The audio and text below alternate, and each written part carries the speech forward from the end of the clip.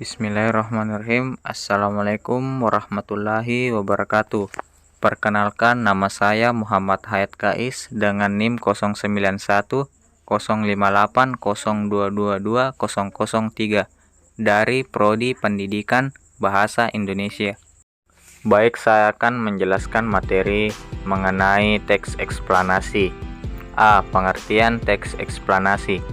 Teks eksplanasi adalah teks yang menjelaskan proses terjadinya peristiwa, baik yang berkaitan dengan fenomena alam, sosial, dan budaya, baik yang sedang terjadi maupun sudah terjadi.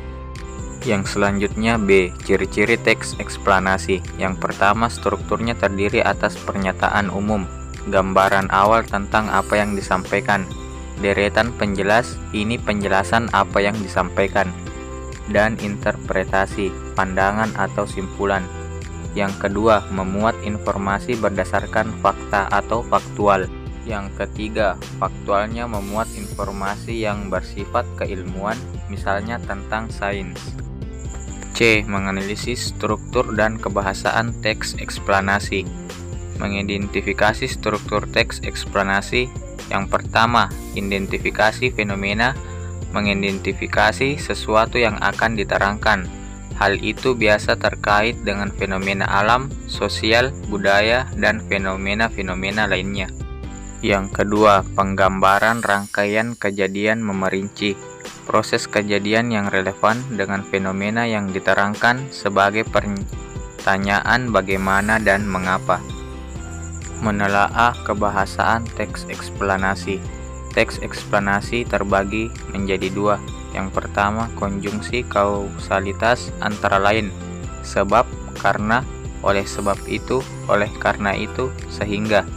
Yang kedua, konjungsi kronologis atau hubungan waktu, seperti kemudian, lalu, setelah itu, pada akhirnya. Yang selanjutnya D. Memproduksi teks eksplanasi. Proses produksi teks eksplanasi melibatkan pemilihan kata, struktur kalimat, dan penggunaan contoh atau ilustrasi untuk membantu pemahaman. Yang pertama, pola pengembangan sebab akibat. Pola sebab akibat menjelaskan sebab akibat peristiwa yang terjadi. Dalam hal ini, sebab bertindak sebagai gagasan umum dan akibat sebagai perincian pengembangannya, namun bisa juga dibalik. Yang kedua, pola pengembangan pada akhirnya.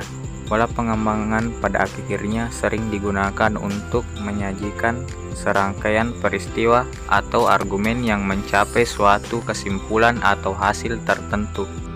Itulah materi yang sempat saya sampaikan.